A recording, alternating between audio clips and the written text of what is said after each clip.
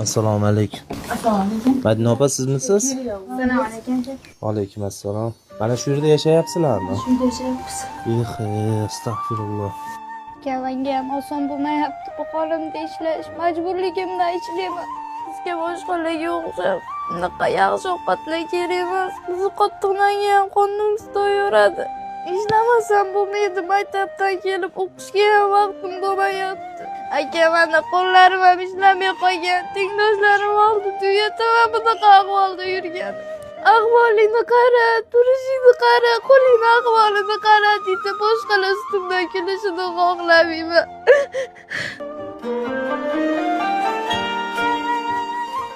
Agar boy bo'lib ketsangiz nima qilasiz? Boy bo'lib ketsam, qo'lim operatsiyasini qildirgan bo'lardim. Yanachi. Ayamga uyoq bergan bo'lardim. Bir tarafda qo'lim og'rib uxlamayman, bir tarafda onam ahvolini ko'rib uxlamayman. Ey Allohimdan har kuni so'rayman duolarimda. Ey Allohim bizga rahming kelsin. Bizni ham haqqimiz borki baxtli yashashga boshqalarga o'xshab. Onam ham bizni boqaman deb qiynalib ketyapti. Qiyin ahvoldaman.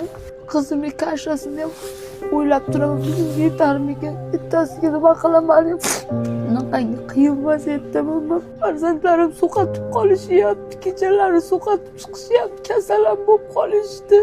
Biz ham uyli joyli bo'lib yashaydi odamlarga o'xshab, farzandlarim boshqa oilalarga o'xshab yaxshi yashashga haqqi bor-ku. O'zingga osonku, Allohim bizni bunaqa holatda o'zingdan boshqasi yordam berib olib ketolmaydi, Allohim. Azizlar, bu videoni bejizga sizga Alloh ko'rsatmadi. Mana shu 3 ta narsani birga harakat qilsak, ularga yangi uy hadya qila olamiz. Birinchisi like bosing, ikkinchisi ehson qiling, uchinchisi mana shu videolarimizni 5lab, 10lab do'stlaringizga tarqatib, istoriyangizga joylang. Agar birlashsak, bu oilani ham uyli qilamiz. Alloh rozi bo'lsin barchadan.